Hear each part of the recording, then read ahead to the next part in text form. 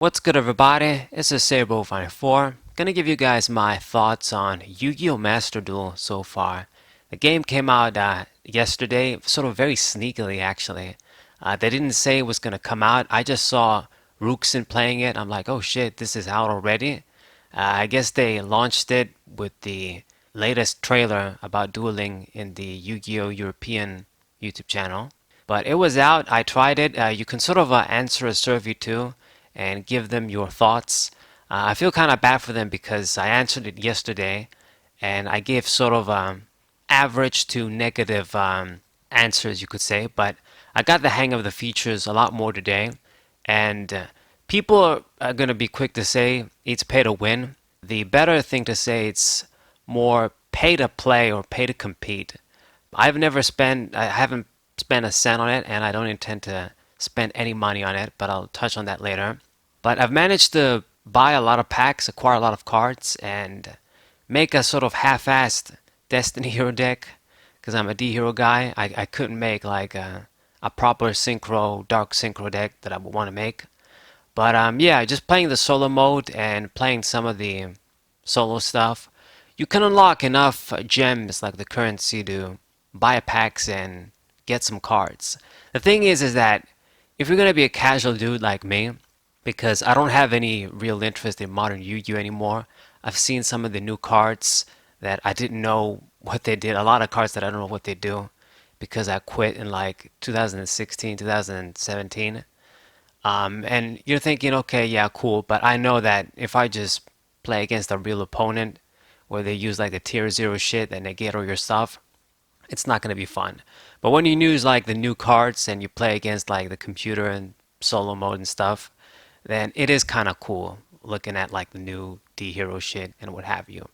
But even though I did answer the survey and was mostly kind of mixed negative, it's still the thing that they do have some things. The game is kind of rough around the edges, and I hope they do change a few things.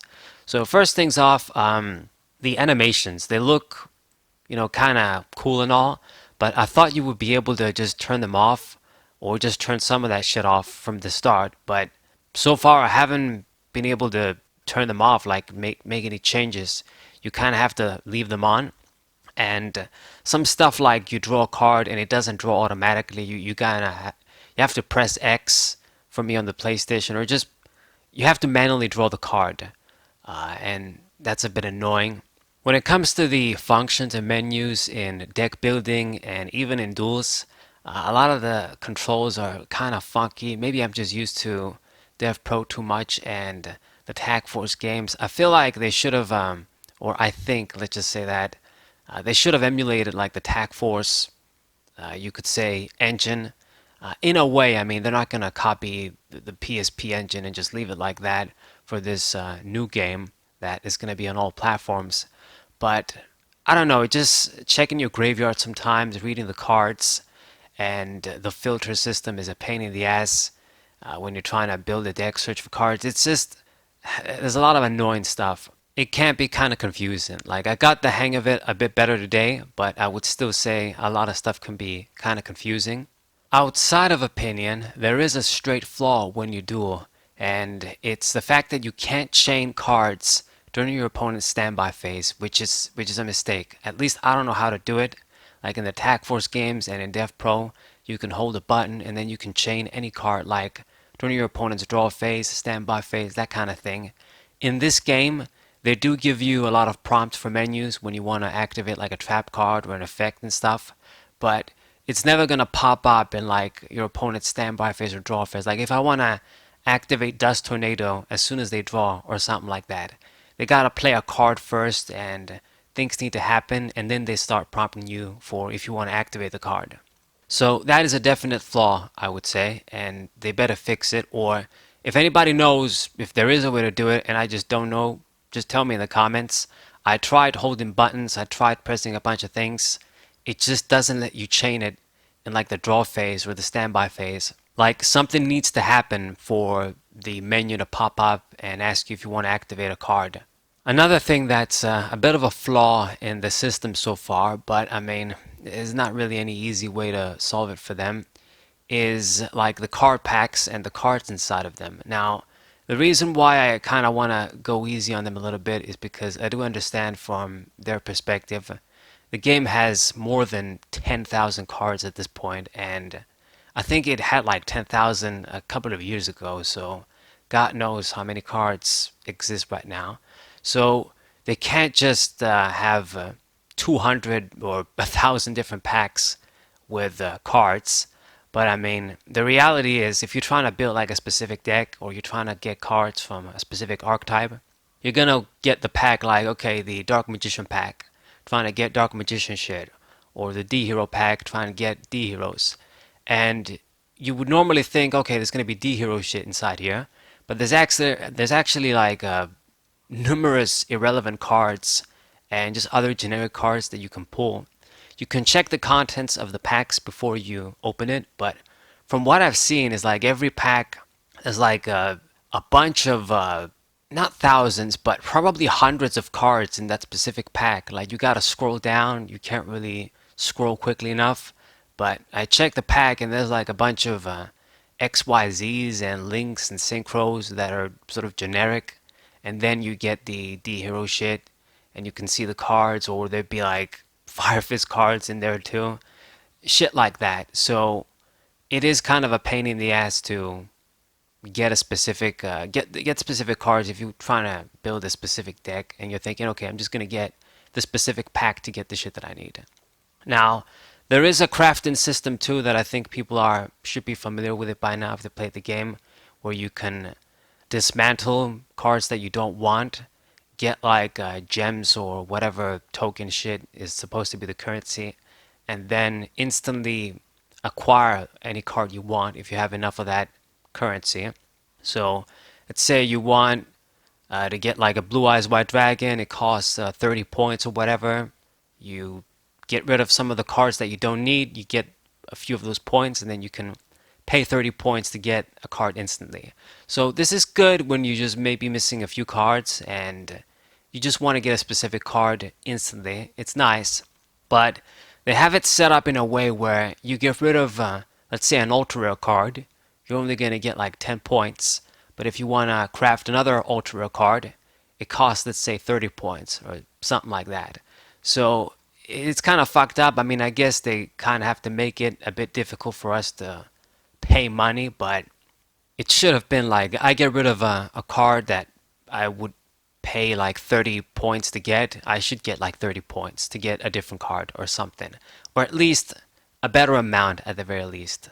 And speaking of points and stuff and gemstones, obviously, if you want to throw in a bunch of money in this game, you're going to have an easier time getting more cards, getting what you need. So if you're a competitive player and you seriously want to build a deck like exactly how you want it from scratch and you don't want to fuck around, play competitively on the ranked ladder, I mean, yeah, you're going to have to spend some money. Now, I'm against microtransaction games in every way. I don't believe in paying a bunch of money all the time to get some shit. And then this is a strictly online game. So let's say it goes away in 10 years, then you don't own shit anymore.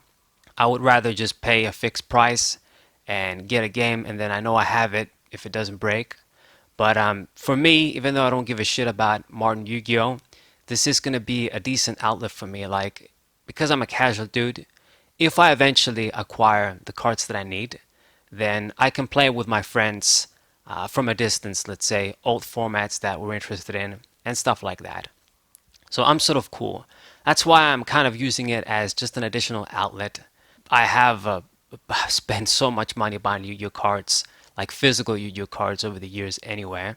So it's just an additional outlet for me.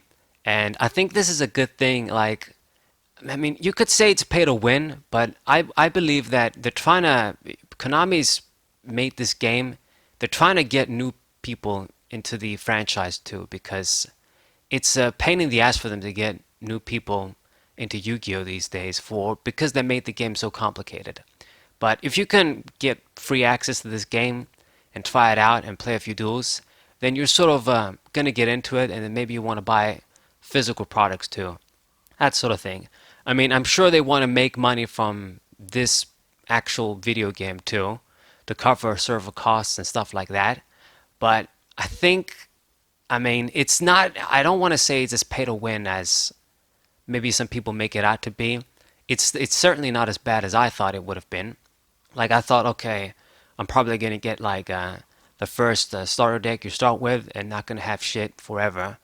But you can acquire a lot of cards. It's that you can't build the exact deck you want to build. That's where the game it kind of gonna force you to pay money.